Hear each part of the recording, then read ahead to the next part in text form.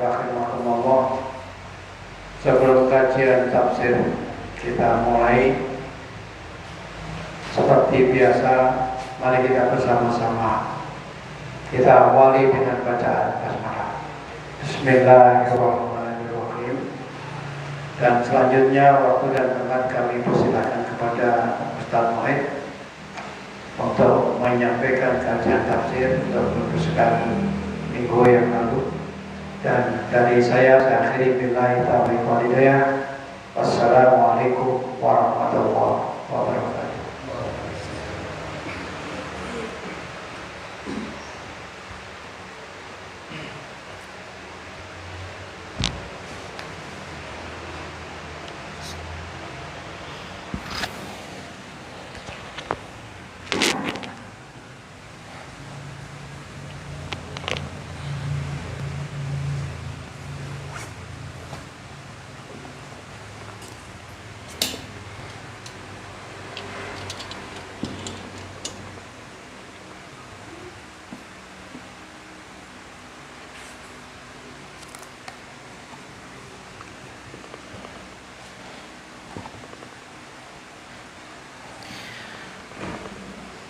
Bismillahirrahmanirrahim. Assalamualaikum warahmatullahi wabarakatuh. Alhamdulillah Alhamdulillah ala ihsani wa syukru lahu ala taufiqihi wa amtinani.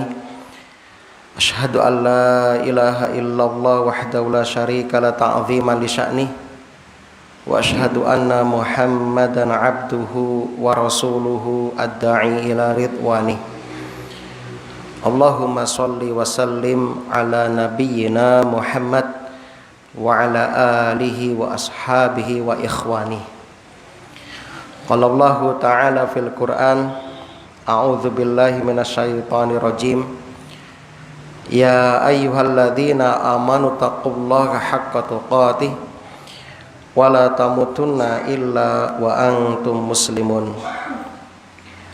Ya ayyuhalladzina amanu taqullaha wa qulu qawlan sadida yuslih lakum a'malakum wa yaghfir lakum dhunubakum wa may yuti'illaha wa rasulahu faqad faza fawzan 'azima. Amma ba'd.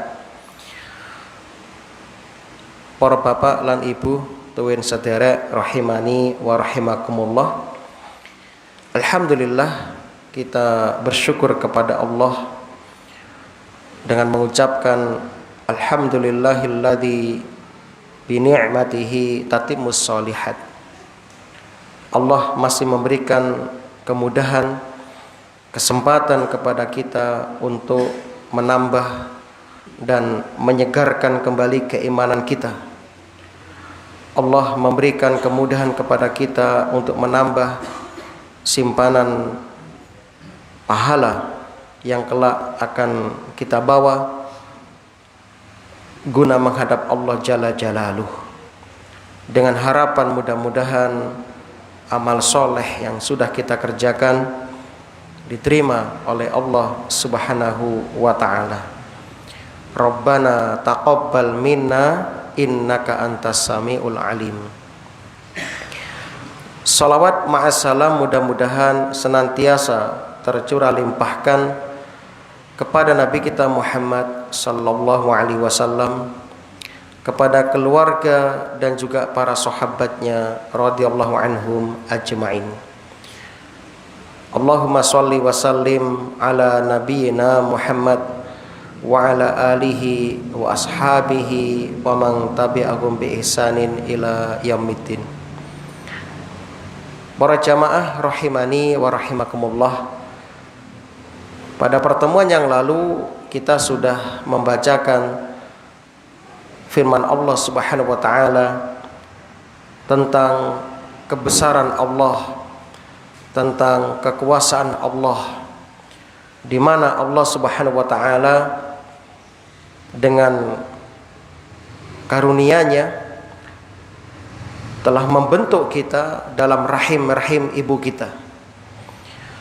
Allah menciptakan kita Kemudian Allah menganugerahkan nikmat yang besar kepada kita setelah kita lahir di muka bumi ini, yaitu dengan diutusnya Nabi kita Muhammad sallallahu alaihi wasallam, dan juga Allah memberikan nikmatnya dengan diturunkannya Al-Quran sebagai sumber hidayah bagi kita umat Nabi Muhammad sallallahu alaihi wasallam.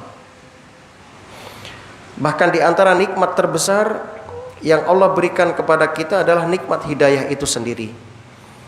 Alhamdulillah, Allah jadikan kita termasuk hamba-hamba yang mentauhidkan Allah, mengesahkan Allah Subhanahu wa ta'ala. Kemudian Allah menjelaskan pada ayat yang ke-7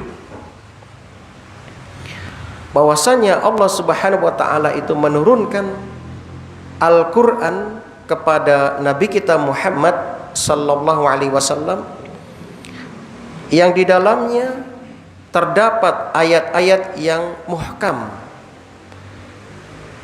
di mana ayat-ayat muhkam ini menjadi ummul kitab, induk dari Al-Quran itu sendiri. Dan di dalamnya juga terdapat ayat-ayat yang mutasyabih, di mana hikmahnya Allah ingin menguji kita, siapa di antara kita yang betul-betul beriman kepada Allah Subhanahu wa ta'ala. Sebab dengan adanya ayat-ayat yang mutasyabihat, ayat-ayat yang samar itu, banyak di antara hamba-hamba Allah ternyata justru menyalahgunakan ayat-ayat itu, sehingga mereka menjadikan ayat tersebut sebagai sarana untuk memuaskan hawa nafsu mereka, menguatkan sekte mereka, menguatkan kelompok mereka, menjatuhkan lawan-lawan mereka dan sebagainya. Naudzubillah. Jadi mereka mempelajari ayat-ayat mutasyabihat bukan untuk menambah keimanannya kepada Allah, namun justru menjadikan mereka semakin jauh dari Allah Subhanahu wa ta'ala. Adapun sikap orang-orang yang beriman dan mendapatkan hidayah serta mendalam keilmuannya, mereka itu mengimani semuanya. Ayat yang muhkam diimani, ayat yang mutasyabihat juga diimani. Untuk ayat mutasyabihat yang mereka tidak mengetahui kandungan maknanya, dikembalikan tafsirannya kepada Allah Subhanahu wa ta'ala. Jadi kita imani semuanya, kita yakini semuanya, karena semuanya berasal dari sisi Allah Subhanahu wa ta'ala. Lalu Allah menutup dengan firman-Nya, wa ma yadzakkaru illa ulul albab. Dan sedikit di antara hamba-hamba Allah yang mau berpikir, yang mau menggunakan akalnya untuk memahami. Nah, beruntunglah mereka yang sedikit.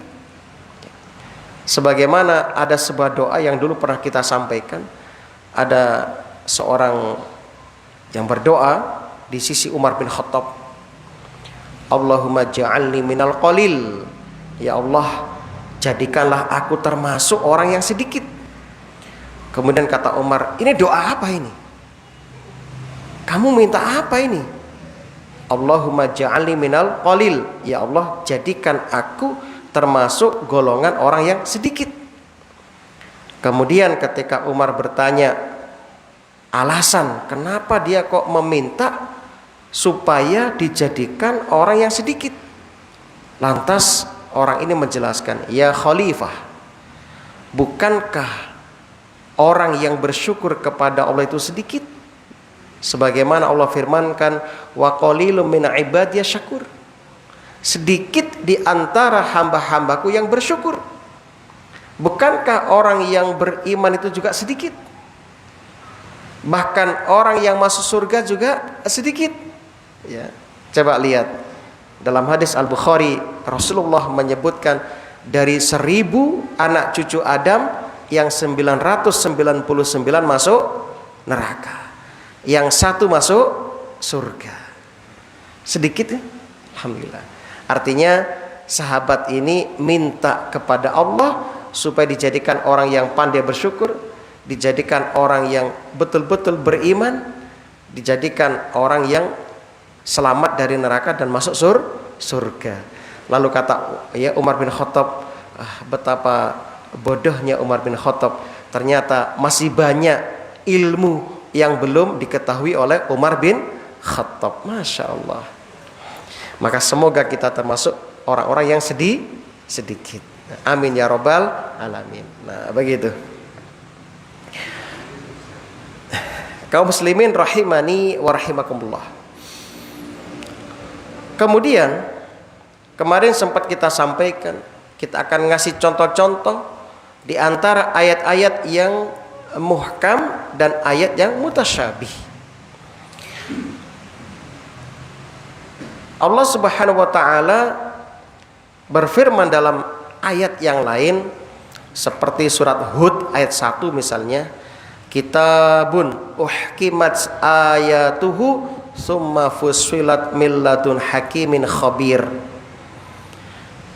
Diawali dengan alif lam ra, kitabun, kitab, suatu kitab, uhkimat, yang ya muhkam, ayatuhu, ayat-ayatnya, summa kemudian fussilat, ya, dijelaskan min ladun hakimin khabir, secara rinci dari sisi yang maha bijaksana lagi maha mengetahui. Kemudian dalam surat yang lain Yunus ayat pertama alif lam ra tilka ayatul kitabil hakim. Alif lam ra, inilah ayat-ayat Al-Qur'an yang mengandung ya ihkam. Ihkam itu apa? Mutqin. Mutqin itu artinya tersusun dengan rapi. Tersusun dengan rapi serta indah dan sempurna. Indah dan sempurna. Dan masih banyak ayat-ayat yang lain yang menyebutkan bahwasannya Al-Quran itu keseluruhannya adalah muhkam, ay bimakna ihkam, yakni ayat-ayatnya itu tersusun dengan rapi, indah dan sempurna, baik lafadznya maupun maknanya. Tidak ada kekurangan, tidak ada aib sedikit pun dalam makna maupun lafadz Al-Quran. Itu diantara arti muhkam, ay bimana ihkam. Ihkam bimana mutqin, yakni susunannya rapi, indah. Masya Allah, ini Al-Quran Bapak Ibu yang berbahagia. Jadi semua kabar-kabar, berita-berita, baik itu cerita maupun itu ya hukum-hukum, semuanya yang terdapat di dalam Al-Quran itu benar. Yang terdapat di dalam Al-Quran itu benar. Tidak ada sedikit pun kebohongan, tidak ada sedikit pun kedustaan, ya. Dan tidak ada tanaqub, pertentangan, kontradiksi satu dengan yang lain, nggak ada, ya. Serta seluruh ayat-ayatnya bermanfaat, ya, bermanfaat. Tidak ada yang sia-sia, tidak ada yang ya buruk di dalam Al-Quran. Semuanya baik dan bermanfaat, semuanya sedoyo. Nah, dan hukum-hukumnya hakim, bijaksana, adil, tidak ada kezaliman, tidak ada ya yang buruk di dalamnya. Nah, itu Al-Quran sempurna. Ya, itu mana dari muhkam. Dari muhkam, bimana ihkam. Nah, kemudian di satu sisi Allah juga menyebutkan bahwasannya Al-Quran itu mutasyabih. Mutasyabih. Seperti dalam surah Az-Zumar ayat 23, Allah berfirman, ya, Allahu nazzala ahsanal haditsa kitaban mutasyabiha.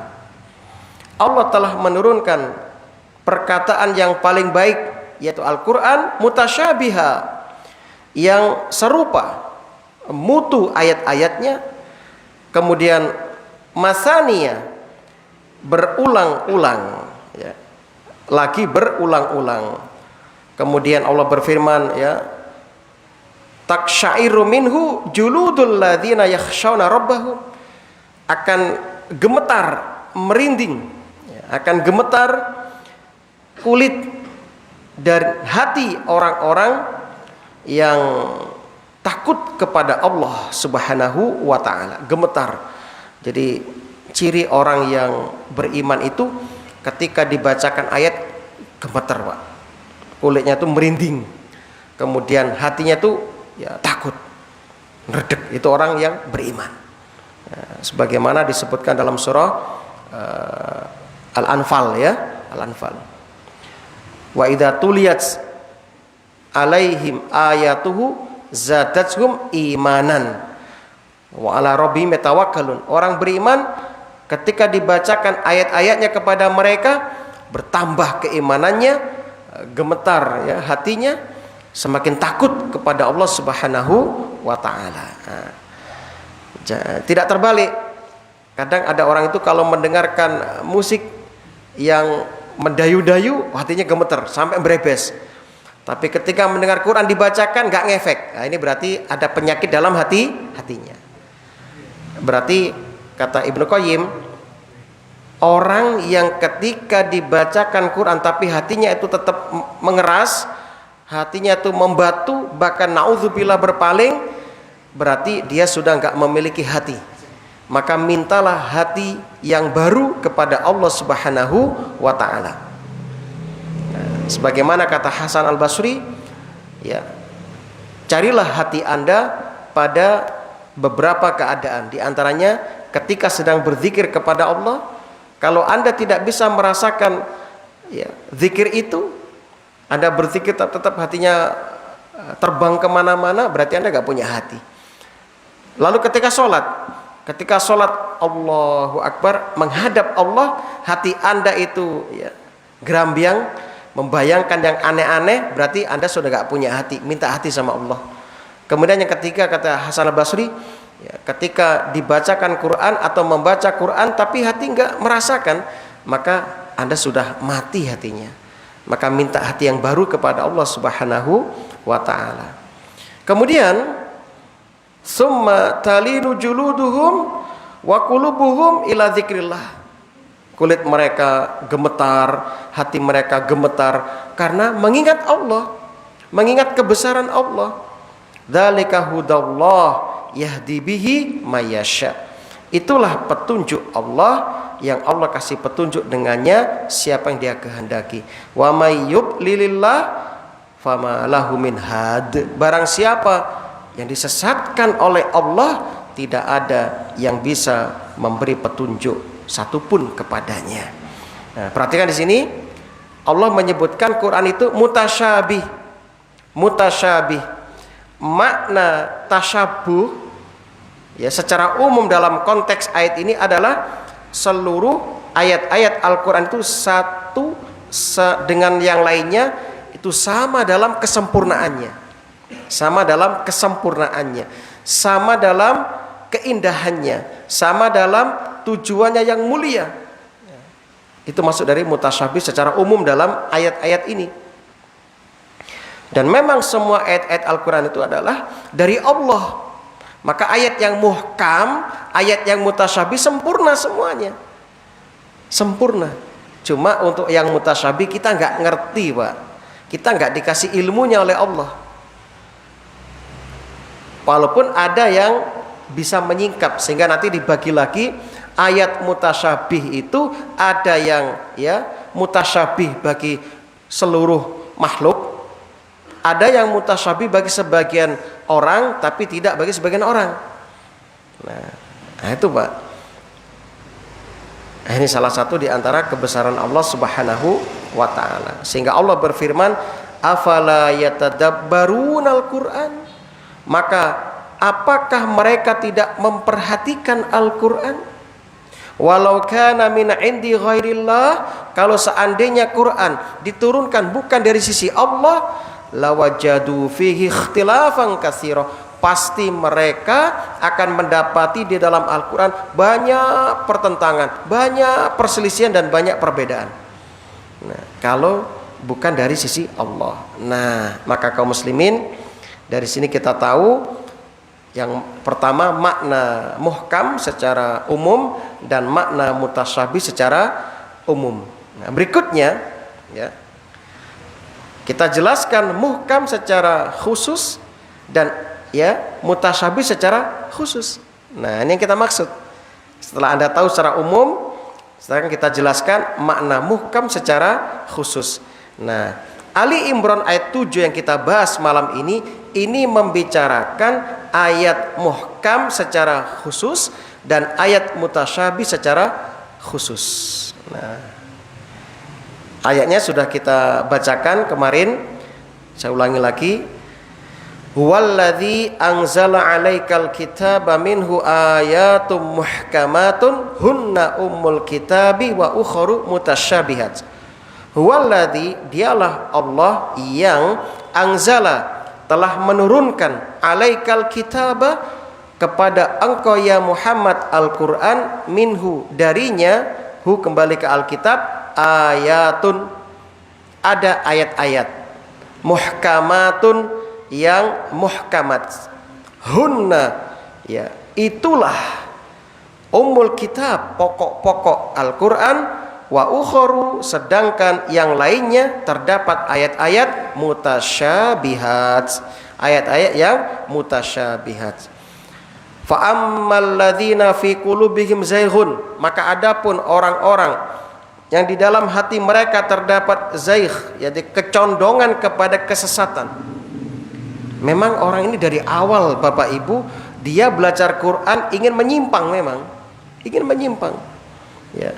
Fa ammal ladzina fi qulubihim zayghun, seperti orang-orang liberal misalnya. Mereka mempelajari Quran bukan untuk mendapatkan hidayah darinya, tapi untuk menjadikan umat Islam semakin jauh dari Quran. Ya. Fayattabi'una ma tasyabaha min ibtigha'al fitnati wa ibtigha'a ta'wilih.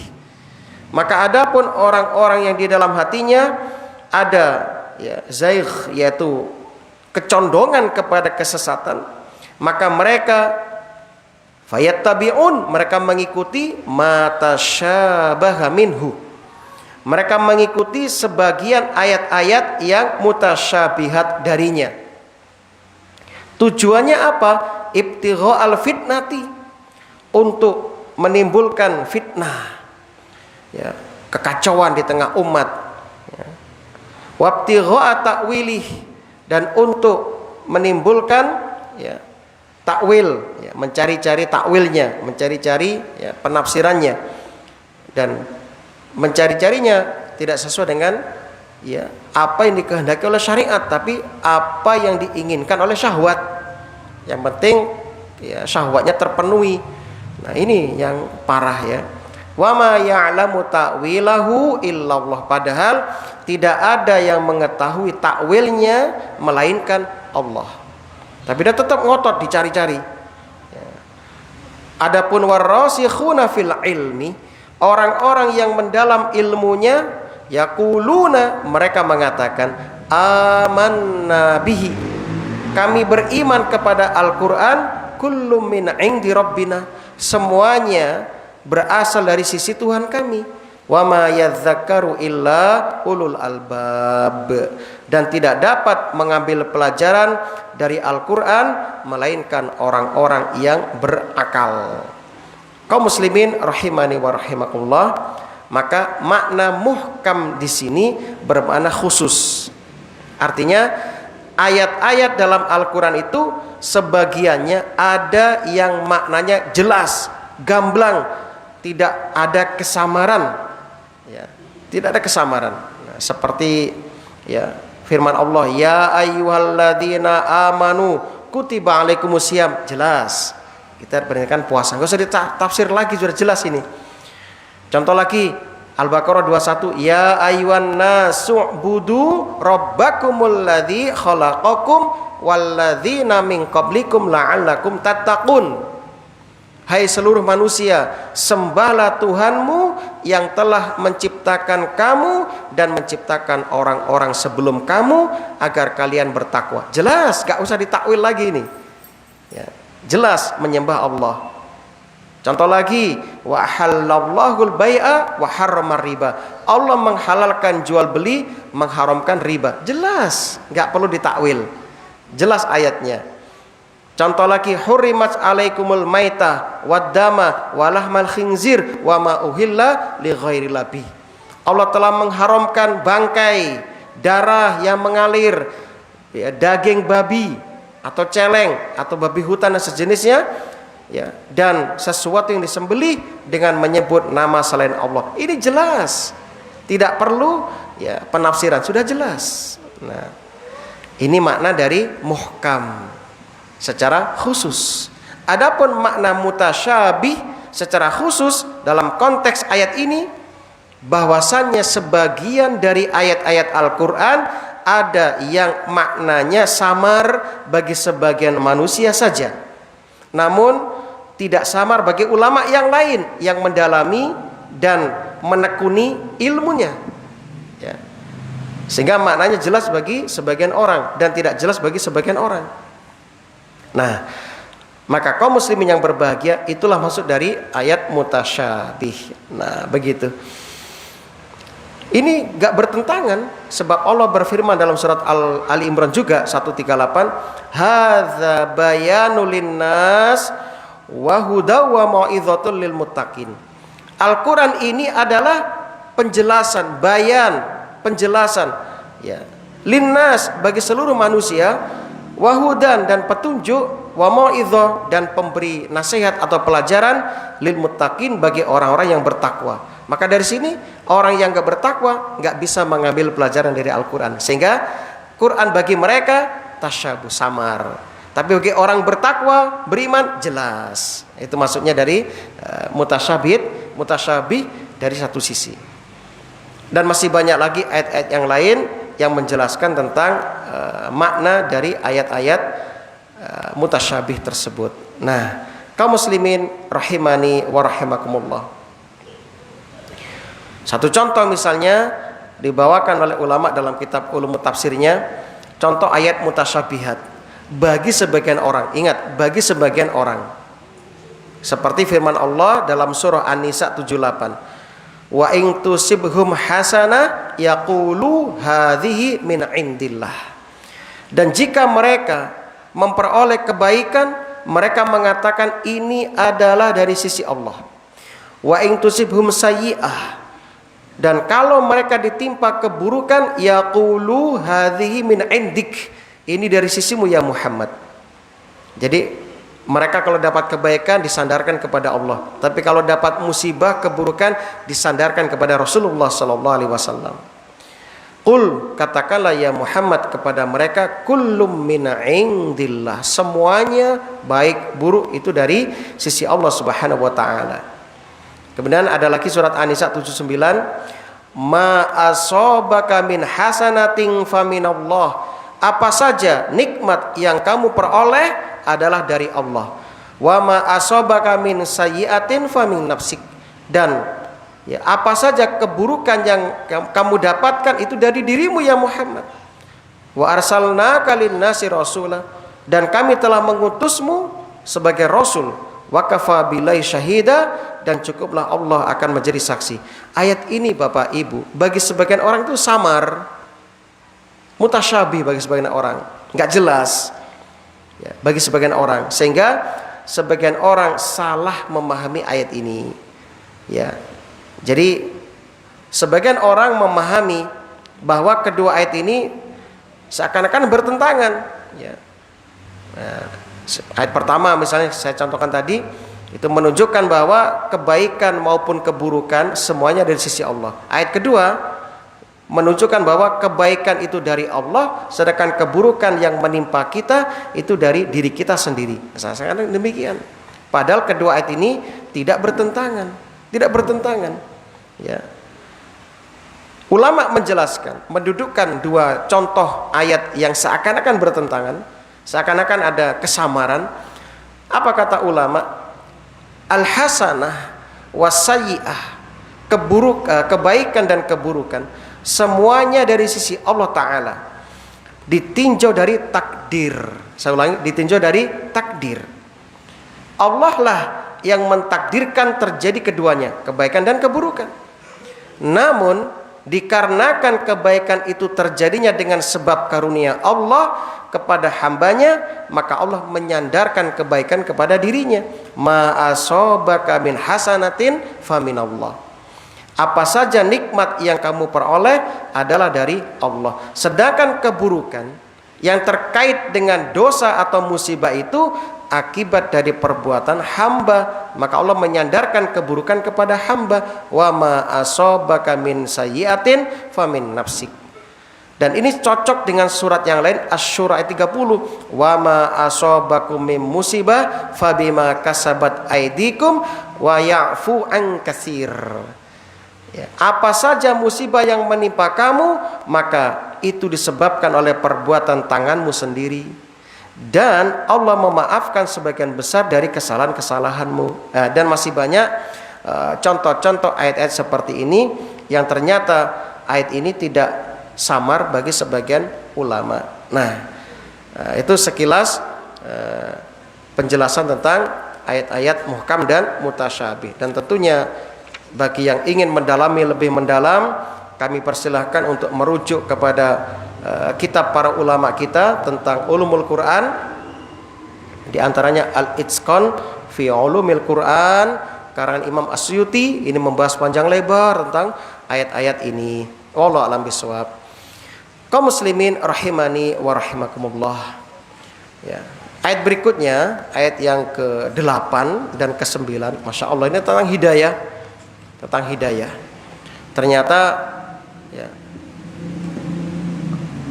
orang-orang yang sudah mendapatkan hidayah itu dianjurkan terus berdoa supaya hidayah itu nggak lepas. Kenapa? Sebab hidayah itu Bapak Ibu yang berbahagia sewaktu-waktu bisa dicabut oleh Allah Subhanahu wa taala. Saya ulangi, hidayah itu sewaktu-waktu bisa dicabut oleh Allah Subhanahu wa taala. Dan kita nggak tahu apakah kita termasuk orang yang nanti akan dicabut oleh Allah hidayahnya atau tidak, kita nggak tahu. Oleh karena itulah tugas kita supaya apa? Perbanyak berdoa. Jangan sampai hidayah yang sudah ya ada di dalam hati kita ini tercabut. Maka perlu kita mempelajari penghalang-penghalang hidayah dan juga penyebab-penyebab hidayah dicabut. Nah, kita baca dulu ayatnya. Untuk penjelasan kita sampaikan dia akan datang. Orang-orang yang mendalam ilmunya dan mengimani kepada ayat muhkam dan ayat mutasyabih, mereka orang yang mengatakan Rabbana la tuzigh qulubana ba'da idh hadaitana wa hab lana min ladunka rahmah innaka antal wahhab. Rabbana innaka jami'un nasi liyaumil la raiba fihi. Innallaha la yukhliful mi'ad. Ini supaya dihafalkan. Ini salah satu bentuk doa dari Quran. Ini doa yang paling bagus itu dari Quran.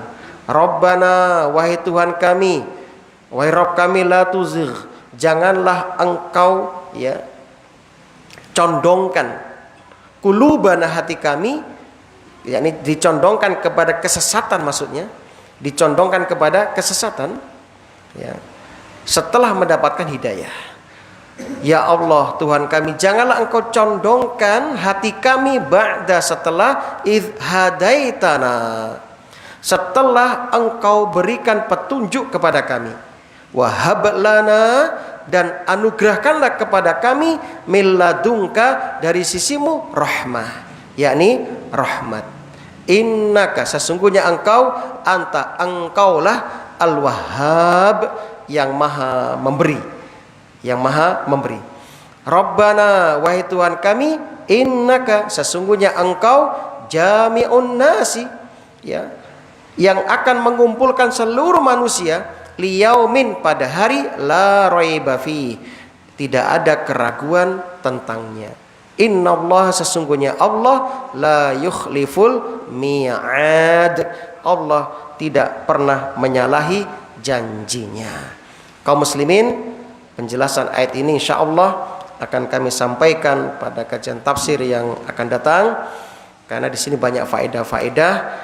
Sekali lagi, jangan pernah Anda merasa pede dengan diri Anda yang sekarang ditakdirkan masih beriman kepada Allah. Ingat, sekali lagi, hidayah sewaktu-waktu bisa dicabut oleh Allah Subhanahu wa ta'ala. Allahumma ya muqallibal qulub sabbit qulubana ala dinik. Allahumma ya musarrifal qulub sharif qulubana ala ta'atik. Allahumma rzuqnal istiqamah. Allahumma rzuqna husnal khitam. Allahumma tawaffana alal islami was sunnati. Rabbana atina fid dunya hasanah wa fil akhirati hasanah wa qina adzabannar. Amin ya rabbal alamin. Cekap semanten ingkang saged kula sampaiake apabila wonten kelepatanipun kula nyuwun ageng samudra pangaksami. Subhanakallahumma bihamdik asyhadu an la ilaha illa anta astaghfiruka wa atubu ilaik. Assalamualaikum warahmatullahi wabarakatuh.